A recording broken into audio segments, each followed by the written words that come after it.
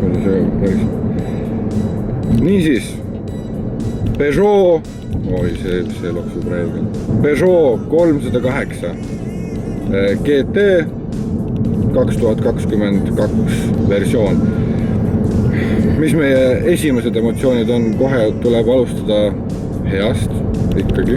Meeletu edusamm Peugeot puhul on see, et kui nad vanasti ikkagi nägid ausalt öeldes ikkagi ilged välja, siis nüüd see Peugeot näeb väga hea välja. See värvivalik, mis on sellel promoautol on c'est très bien. Veel, mis on lahe, uus logo, imeilus. See juba nagu kuidagi midagi on, sest et kui sa seostad seda Peugeot, seda lõvi inimest, lõvi looma, siis sa mõtled odav, aga nüüd see uus on nagu lõvi, kes nagu teeb rrrr.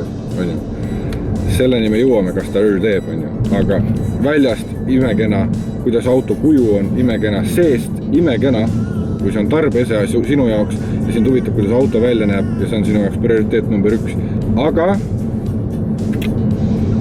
sõiduomadused, ütleme tegelikult, siin on juba see vaateväli roolil on teistsugune. Siit me vaatame Spidoka blokki, vaatame üle rooli üldse, mitte selle rooli vahepealt, aga rool ise on väga mõnus. On niisugune nagu vormeli rool, niisugune väike. Teel püsib hästi, väga mõnus on. Aga no, ta on 3-silindriline 1,3 liitrit bensiin. Ta võiks olla nagu äkilisem, et taast, kui ma olen sõitnud nende väikeste mootoritega, nad on üpriski äkilised, aga selle auto puhul ma ütlen ausalt, ma ei tea, mis juhtus. Et sellest paljuski mul on niisugune tunne, et ta on ka käigukassüüdi, sest et no ma ei tea, see on niivõrd uimane. Ja teine huvitav asi, mis siin on ka siis 3 valikuvarianti sõidu selle moodide vahel on sport, normal ja eco. Ja kui neid vahetada, siis väga midagi aru ei saa.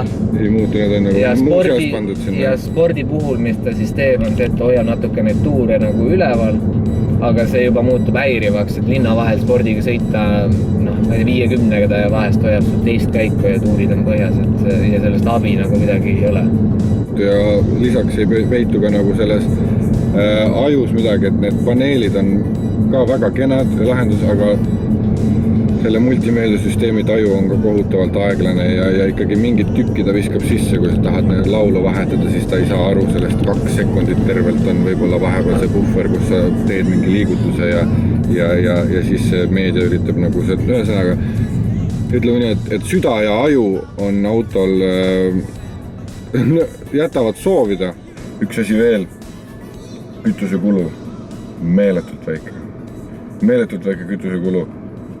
2 päeva ja paagi näidik pole tilkagi põhimõtteliselt kukkunud ja sõidetud on ikka väga palju ja sportmoodi peal kogu aeg põhimõtteliselt. Sellised lood siis Peugeolt.